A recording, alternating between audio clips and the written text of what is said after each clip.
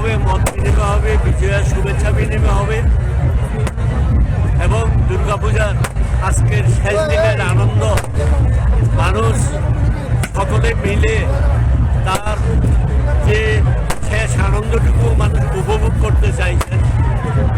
ধনী দরিদ্র গরিব মেহনতি সকল মানুষ আজকে এই মাঠে উপস্থিত হয়েছেন পরিবারের সকলকে নিয়ে বিজয়া দশমীর শুভেচ্ছা বিনিময়ের মতো এই মাঠে আজকে রাবণ বধের অনুষ্ঠানে সকলে উপস্থিত এই আনন্দ অনুষ্ঠান উপভোগ করার জন্য। আমি এই অনুষ্ঠানের উদ্যোক্তা যারা তাদেরকে শুভেচ্ছা জানাই